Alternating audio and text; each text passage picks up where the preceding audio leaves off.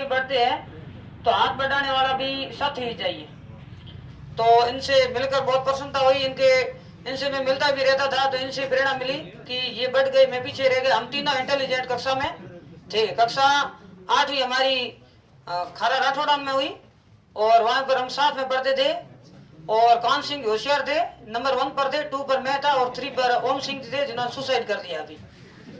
तो कहने का मतलब ये है कि हम 3 प्रतिभाएं थी। उनमें से कान सिंह जी आगे बढ़े तो मेरे मन में जिज्ञासा आती थी, लेकिन मेरी परिस्थितियां ऐसी रही कि मुझे जकड़ा, लेकिन मैं जकड़ने से निकलने की बड़ी कोशिश की लेकिन मैं नहीं निकल पाया। तो धीरे धीरे मैंने ये प्रयास किया कि ताकि मैं उनके स्तर तक पहुंच जाऊं। फिर मैं शिक्षा के जो हब बनता रहा बाड़मेर, तो मैं बाड़मेर आया और यहाँ पर मैंने पढ़ाई शुरू की।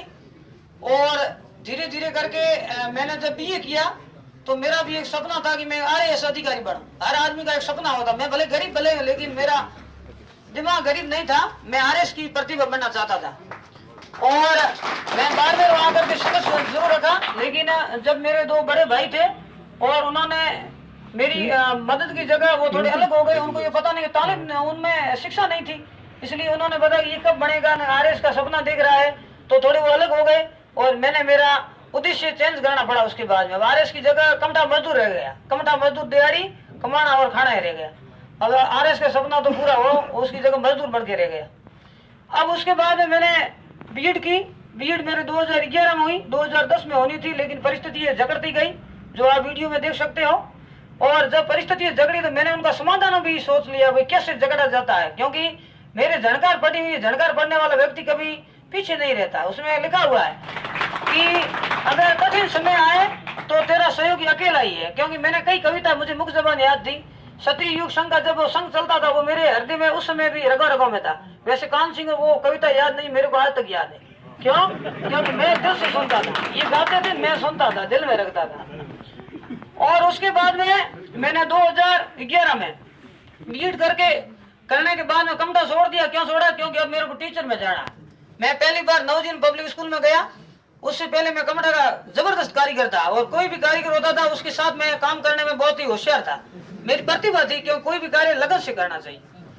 लेकिन मेरे को 12,000 रुपए देते थे वहां पर, लेकिन मैंने को 3500 से मैं पढ़ाऊंगा क्योंकि मेरे को शिक्षा में जाना है। तो आसकान सिंह जी जो अभी माइलस्टोन के मार्गदर्शन के रूप में ये अच्छे मेरे मित्र थे, इन्होंने मेरे को एक किताब जयपुर से लाकर भेंट की थी। कार में आए थे कि गणेशवरम पट। उस समय मैं 3500 रुपए में पढ़ा रहा था जो नवजीवन पब्लिक स्कूल के अंदर। मैंने को भले 3500 नहीं, मेरे को 35 रुपए देना, लेकिन मैं पढ़ाऊंगा। मेरा पढ़ाने का सपना है ताकि मैंने बीएड मेरी साकार हो जाए। कई पैसों के लिए रोते, मैं पैसों के लिए रोया नहीं। मेरे को पढ़ाना है। भले बच्चों को, भले आप मेरे को 35 रुपए दो, लेकिन मैं पढ़ाऊंगा ताकि कोई एग्जाम दूं तो उसके लिए मैं योग्य हूँ। उसके बाद में 2011 के बाद में 12 का दौर आया। 12 में मैंने मेहनत की लेकिन मैं पीछे रह गया। उसके बाद में 13 में मेरी माता जी का देहांत होने के कारण मैं परीक्षा की तैयारी नहीं कर पाया। और 14 में मेरे पिताजी का हाथ जल गया था। अपने घर में पिताजी का हाथ जला हुआ तो मारवाड़ी में कहते हैं कि बाप तो रो तो मरियो, दीकरू परीक्षा तैयारी करे। तब मैंने गुजरात जाकर के मेरे पिताजी का इलाज करवाया और मैं 14 की कोई परीक्षा की तैयारी कर नहीं पाया। 15 की मैंने तैयारी की, लेकिन उस समय क्या है कि मैं 2 परीक्षाओं की तैयारी करने लग गया, एक तो इकोनॉमिक्स में और एक हिस्ट्री में। इसलिए मेरा उस समय सिलेक्शन नहीं हुआ 2015 में। 16 की मैंने सेकंड ग्रेड की तैयारी की और उस समय मैं वेटिंग में 170 में रह गया। और 2018 में दोनों भर्ती आई, उसके साथ 4 भर्ती आई। 4 में कौन सी? 2, एक तो संस्कृत विभाग में थी, 2 सेकंड ग्रेड और 2 ही थी फर्स्ट ग्रेड। उसके बाद में मैंने सेकंड ग्रेड की तैयारी की और उसमें 2018 वाली में ऑल राजस्थान में मेरी 214 रैंक लगी। उसके बाद में मुझे जीयूपीएस डूडियो की ढाणी में मुझे हेडमास्टर के रूप में भेजा गया। और उसके बाद में मैंने आगे वो एग्जाम दी थी, जनवरी 2020 में हुई थी। उस एग्जाम का लक्ष्य क्या है कि वो थोड़ी आगे चलने के कारण मेरी रैंक पिछड़ती गई। क्यों? क्योंकि मैं फिर प्राइवेट स्कूलों में पढ़ाने के लिए मजबूर हो गया। परीक्षा इतनी लंबी खींची गई तो मैंने उस परीक्षा को भी धैर्य से दिया।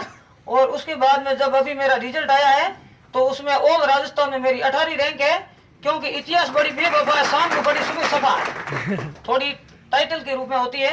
तो मैंने इसको जीवन में जिया। 9 साल तक मैंने इतिहास पढ़ा तो मेरे को अनुभव हो गया कि वास्तव में इतिहास क्या चीज है। अब जो कई मेरे साथ बने हैं साथी, उनकी 34वीं रैंक भी होगी, 44वीं रैंक भी, लेकिन उन्होंने इतिहास को जिया नहीं है। उनको सामने अगर मेरे सामने आकर बैठ जाए ना, इतिहास क्या चीज है तो मुझे पता है, क्योंकि उन्होंने इतिहास को जिया नहीं है। मैंने इतिहास को जिया जीने के साथ एग्जाम दिया और उन्होंने क्या किया है, एग्जाम को रट करके आ रहे कंपटीशन और पास हो गए, 34वीं रैंक लाए। भले 44, मैं ये नहीं कह रहा हूँ उनको रैंक तो सरकार के बराबर आएगी, लेकिन उन्होंने इतिहास को जिया नहीं, मैंने इतिहास को जिया। और उसके बाद में अपना को पता ही है कि आरपीसी की जो भर्ती आई, इसमें मेरी 18वीं रैंक लगी ऑल राजस्थान में। उसके बाद में बाड़मेर में प्रथम और जोधपुर संभाग में 2य रैंक लगी और प्रतिभा है वहीं मैं एग्जाम देने के लिए गया तो लोग डिमोटिवेशन वाले ज्यादा। वहाँ एक व्यक्ति बैठा था, गणेश जी आप यहाँ किस लिए आया था, मैं को मेरे क्या है कि यहाँ कोई काम था और भूल से परीक्षा देने के लिए आ गया। हकीकत तो अगर पेपर बिक गए, मैं पेपर बिके, मेरी किस्मत नहीं बिकी है, पेपर बिके, मेरी किस्मत कौन छीन सकता है। वही मैं एग्जाम दे आया, उसमें मेरी 18वीं रैंक है। इसलिए आपको लोग ऐसे मिलेंगे, पेपर बिक गए, बाजार में आ गए, अरे आ गए तो खरीदने वाले खरीदेंगे, तेरे से तो नहीं खरीदे जा सकते। इसलिए तू एग्जाम की तैयारी कर और एग्जाम में बैठ, उस समय तेरा दिमाग स्थिर रख, कोई भी लक्ष्य असंभव नहीं है, परिस्थिति आपको जगड़ती है, उनसे बाहर निकलने के लिए प्रेरणा स्रोत के रूप में लोगों में उभरो। अब उस समय मैं परिस्थिति में जगड़ गया, मेरा पिताजी बीमार है, मेरी माताजी का देहांत, तो मैं सुसाइड करूं। समस्या का समाधान खुद खोजने से होता है, आत्महत्या से कोई समस्या का समाधान नहीं है। इसलिए जो झणकार की लाइनें हैं उन्हीं के साथ मैं लंबा संबोधन नहीं दूंगा, क्योंकि कई प्रतिभा है वो भी अपना मार्गदर्शन करेगी अपना, कोई मैं ऐसी बड़ी तोप नहीं हूँ। लेकिन मैं आपको ये जो झणकार की पंक्ति है ये बताना चाहता हूँ, जिन्होंने मुझे कठिन परिस्थितियों में जीने का रास्ता बताया। एक बार मैं झणकार ले जा रहा था, एक व्यक्ति पीछे पड़े, राजपूतों की किताब है, तो मेरे को महाकवि युग पुरुष के तेरे को पता ही नहीं, ये युग पुरुष की लिखी हुई किताब है। महाराणा प्रताप क्यों पढ़ते, एक युग पुरुष है। और कई ये पढ़ते हैं कि मुगलों को क्यों पढ़ते, अरे बच्चे को पढ़ाने महाराणा प्रताप का संघर्ष किसी हुए अकबर से, तो जब अकबर से संघर्ष हुआ तो बच्चा बचेगा, सर अकबर कौन थे, तो मुगल पढ़ना पड़ेगा। यानी सभी को समसामयिक की जो चीज है उनको लेकर चलना पड़ेगा। तो इस झणकार की जो पंक्ति है उनके साथ में मेरा संबोधन समाप्त करूंगा।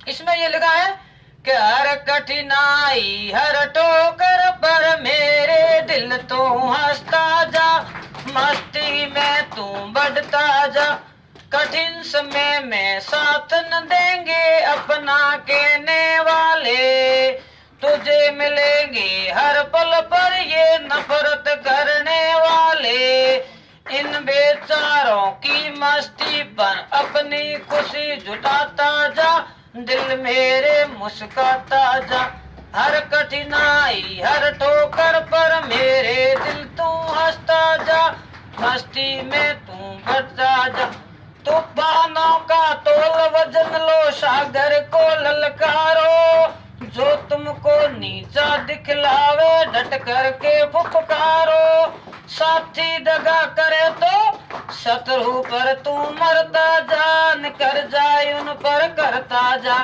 यानी इसमें ये पंक्ति कहती है कि हर आदमी को ठोकर खा करके आगे बढ़ा, तू कहां से आगे बढ़ जाएगा। इसलिए अपने को हमेशा ठोकर है वो अपना गुरु है, सभी का माता पिता का अपने को सेवा करनी चाहिए और हर कार्य को लगन से करोगे तो सफलता भले ही लेट प्राप्त हो। जैसे अब मेरे मन में भी जज्बा था, मेरा साथी अब भूगोल के अंदर साहब तो बढ़ गए, अब लेक्चरर बढ़ गए और मैं सीधी भर्ती से सेलेक्ट होकर साहब के साथ लेक्चरर बढ़ूंगा। अब देखो सीधी भर्ती में कितने बार साल 2012 में साहब ने सपना भी नहीं देखा दुनिया क्या बढ़ेगा, लेकिन साहब का थोड़ा मेरे से पीछे डीपीएससी में होगा और मैं भी इनके साथ लेक्चरर, लेकिन नहीं कहना बोलो आपका जज्बा हिम्मत होनी चाहिए, हिम्मत कीमत हो, बिन हिम्मत का कीमत नहीं करे ना आदर को, रद्द कागज सो राजी। इसी के साथ मैं अपनी वाणी को विराम दूंगा। माइलस्टोन एकेडमी और हमारे सहयोगी काल सिंह का मेरा तहे दिल से आभार, आप सभी का शुक्रगुजार हूँ, आपने मेरी बात को सुना और समझा। इसी के साथ जय हिंद जय भारत।